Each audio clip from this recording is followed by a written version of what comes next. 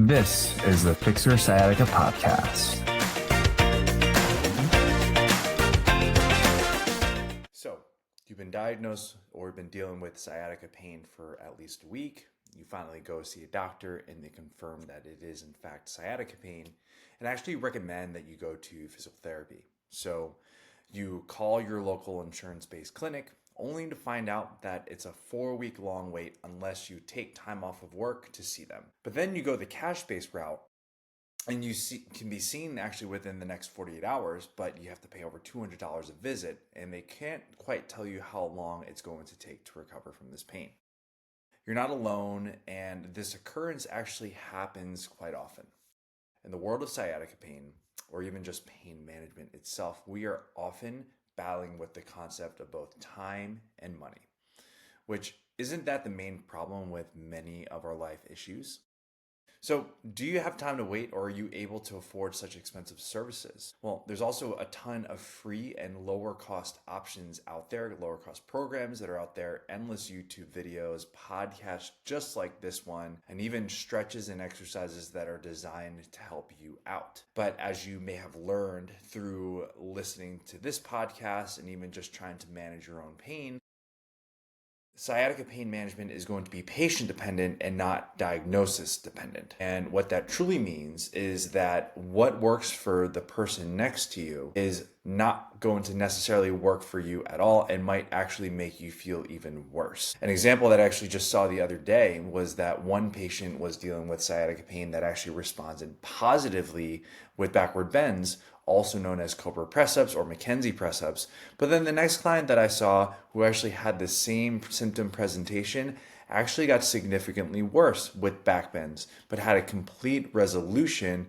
with bending forward. So here's the reality. Sciatica pain treatment, again, is patient specific. And there are countless interventions and practitioners that are out there whose entire business is to actually help those suffering from sciatica pain and other issues as well. And my business is actually a prime example of that. However, the problem is that not everyone has enough time to wait and be seen by their healthcare provider using medical insurance. And not everyone actually has the funds to pay $200 or more per visit. And also the endless amount of information that is out there, the free stuff specifically, is that it's extremely overwhelming and it can be hard to determine what is going to help work or what's not going to help or work. But what if we were to bypass all of that? What if we can get something close to a customized program without actually having to spend a ton of time or money? And so the answer to this problem is the use of artificial intelligence or AI. Today we're going to be exploring AI, specifically large language models such as ChatGPT, Gemini, and the other ones that you'll hear out there, and how they can actually act as potential virtual physical therapists to manage your pain, which is going to, one, increase access, and two, reduce the cost for sciatica pain management as well as other conditions. We're first going to discuss the physical therapist's role in sciatica pain management, and then I'm actually going to share with you my experience of putting together a patient case into an AI program. And this is a simulated patient case, and we're going to discuss the benefits of using AI, and then we're going to identify the limitations to using programs like this, the future of AI in healthcare, and then lastly, a true step-by-step process that you can apply to yourself on how to use AI to manage your sciatica pain. First, we need to know that movement and physical therapy are actually crucial to sciatica pain management. So when applied properly, physical therapy in collaboration with physicians, chiropractors, and other practitioners are needed to determine the root cause of the pain and then provide necessary action items for management of this pain itself. My approach that I actually find to be the most effective for patients and clients that I work with is actually finding what is called a directional preference, reducing the irritation of the nervous system, and then modifying behaviors to prevent flare-ups. We can use artificial intelligence programs like ChatGPT or Gemini, which is what my favorite is, and others to actually help us get a better understanding of the cause of our pain, and then to figure out what exactly we need to do to find pain relief. But it does require some finesse and work, and as all hard problems happen, we need to make sure that we are asking the right questions and search for the right data points. artificial intelligence has always been a huge point of discussion, even in the early 1900s. We got to see some imaginative visuals in movies like Star Wars, Dune, Blade Runner, and my favorite, The Terminator. Actually, no, my ultimate favorite is The Matrix. But things actually started to become a little bit more mainstream and accessible in 2024 when ChatGPT gained popularity. Now, you have so many programs and companies that use AI now. And let's say that this field is a continuous work in progress, and I'm sure that there's going to be even more progress and developments in the field, even shortly after this podcast episode gets published. I had to put AI to the test and actually see how can this be helpful for sciatica pain. So I took a simulated patient case and I put it into a Google Gemini to see how it would actually respond. And so I took the patient data such as subjective history, range of motion, directional preference, and then asked Gemini to actually create a plan to manage the treatment plan. So before I continue, I did keep all confidential patient data out of the system, and you'll see whenever you're using a learning language model, it is important to keep out any sensitive data that could be identifying of you or someone that you know. So I wanted to create and see if I could actually create a virtual Ashley Mak physical therapist. So I had it actually specifically cross-reference this specific podcast show, as well as my YouTube channel, which includes this podcast as well as other exercises. And so from there, I actually instructed it to ask me one question at a time, and then to determine the best route possible for pain management. I was actually impressed by the outcome for a couple different reasons.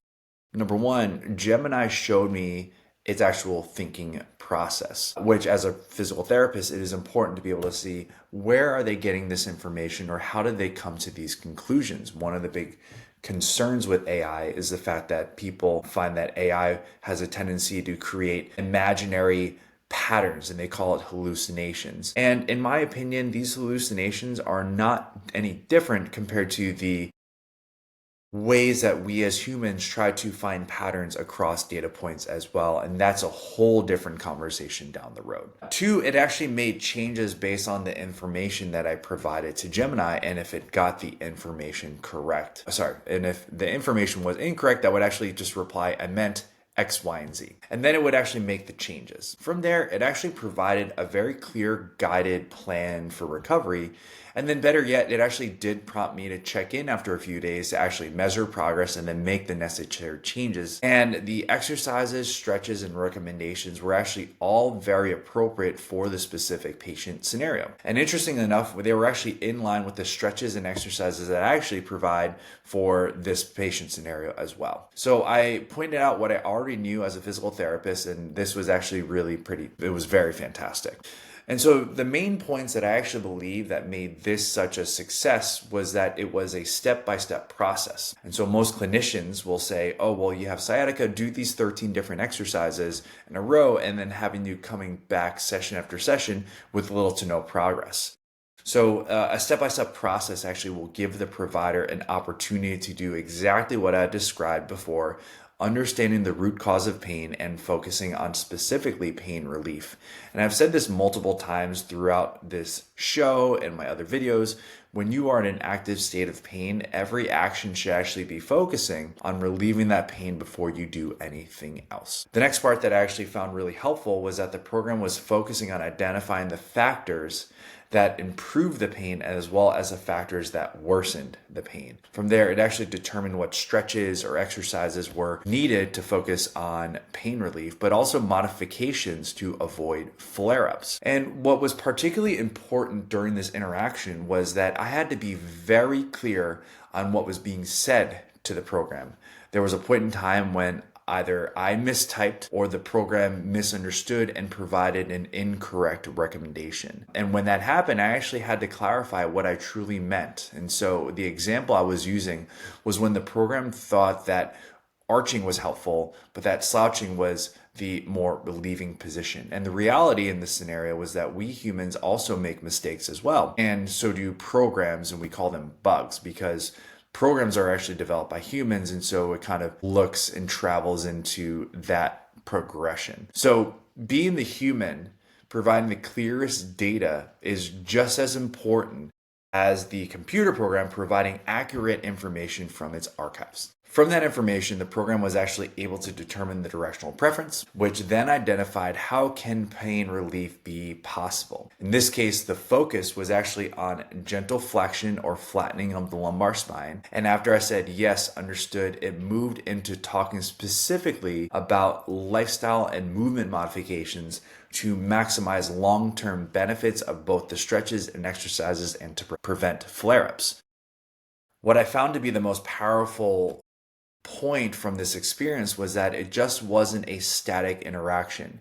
It was a volley back and forth between AI program and me. And it changed our responses or plan based on what I shared with the AI program itself. And this is actually where I thought the experience was truly special. Because in the world of pain management, it's truly problem solving. And in order for us physical therapists and others in healthcare to do our jobs and help people, we actually need to make sure that we have all the necessary information to provide a recommendation. I see a huge benefit from this interaction and use cases. First, the biggest benefit is going to be the cost. You can use actually many of these AI programs for free. You can always update to the premium model for a small nominal fee, but you're actually able to get a lot of high-powered help without having to spend a dime. And the second part is that you can do it on your own time. All you need is a laptop or your phone. And as a result, you don't have to travel to a clinic, schedule time to see a provider, or even have to wait in line to get help. And because you don't have to wait, you're more likely to address the issue sooner rather than waiting further down the road where the pain can actually be harder to treat. So you can also use this any time of day. And this is going to be particularly helpful for people who live in areas where there are limited number of physical therapists or the cost of care is prohibitive. And I also find that this is extremely empowering for patients because they can have a paper trail of clear communication and results. Another really great aspect about using this tool at this level is also the scalability. We providers are going to be limited by the number of people that we can treat and manage, and AI has an endless capacity based on the servers available, which are going to continue to grow in number. But there are going to be some drawbacks to using AI in this capacity. First off, we have to recognize that AI, just like anything else, is a tool. When a tool is used properly and appropriately, special things can truly happen. However, when not used properly, it can be useless or in some cases harmful. With using AI, you don't get any hands-on assessment. Some providers will actually use their hands to determine the muscle restriction, inhibition, muscle tone, strength, and other factors. And it also lacks the emotional nuance that is often tied to experiencing pain.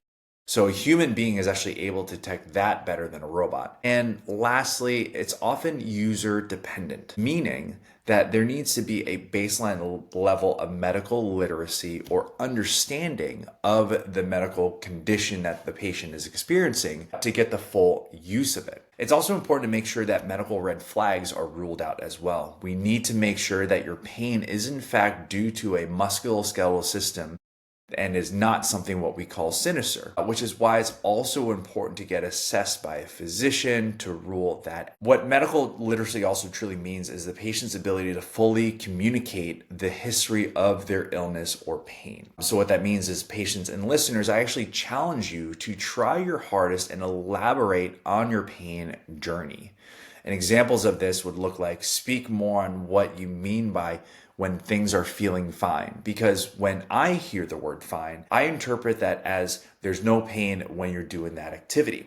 Also, when you say that you have sciatica pain, please identify where that pain is located because the sciatic nerve is long and it can be present through your whole leg, your back, or sections of your lower leg. So be clear on whether or not you have butt pain as well. But you also have to be sure to communicate what feels good and what doesn't. The more information and clarity that you provide, the better experience you'll get and the more specific management you will receive. So how can we maximize this experience, right? By using AI and clinicians together, they won't replace clinicians altogether. It's a tool, but AI programs can actually provide an avenue for someone to get help if there's no access to a provider, either due to time, availability, or cost. Physical therapists can also use AI by having it determine if there are any missing pieces to the puzzle, like a third-party perspective that is going to be void of inherent biases. And from there, the PT can also utilize the insight to provide a more precise treatment plan. The future is going to be bright for AI in healthcare. There's going to be limitless applications to it, which include the immediate future, which is going to be integration with wearable technologies, video analysis for both posture, gait assessment, and movement assessments as well as a scribe to record provider notes in real time as they are working with patients. Now, as promised, I'm going to share with you the exact step-by-step process that I use to make a virtual AI Ashley Mak that I use to manage a sciatica pain problem without actually even having to speak with me directly. So step number one, you can use ChatGPT or any other chatbot. I actually found that I had the best experience using Google Gemini. You can copy this podcast channel and store it on a digital note. The link is going to be found in the show notes. Step three, you're going to copy the link to my YouTube channel and store it on the same digital note. And again, that link will be found in the show notes. Number four, you're going to go into your chatbot and you're going to write this prompt. I want you to pretend to be my physical therapist helping me with sciatica pain. I would like for you to approach my recovery based on Ashley Mak PT DBT. And here's his podcast and here's his YouTube channel. Let's start from the beginning as if we're meeting for the first time. Ask me one question at a time. If you want to have the word for one question at a time. If you want to have the word for word prompt, I'm also going to be putting that into the show notes. Give it a go and see how it plays out. Now, you can also always apply this tactic to another personality that you find out on the internet, and you can also apply it to other pain conditions that are musculoskeletal based. And just remember that this is a tool. The program is only limited to the information and the data that is out there and that is given to the program itself. So if you find a ton of value and help from the prompt that I share with you, that's really fantastic. And I would love to hear your experience using it. And if that's the case, go ahead and shoot me an email at info@ifixyoursciatica.com. If you want to work with the real me, you can always reach out to me with questions or concerns via the same email. Artificial intelligence is here to stay. It's important that we embrace it and use it to our benefit. Thank you so much for tuning in. We hope you got some help from today's podcast. And for more info, check us out at ifixyoursciatica.com. Have a fantastic and pain-free day.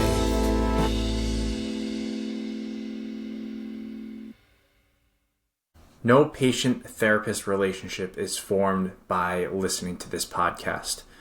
We are not providing medical advice, and all information should be confirmed by a medical provider.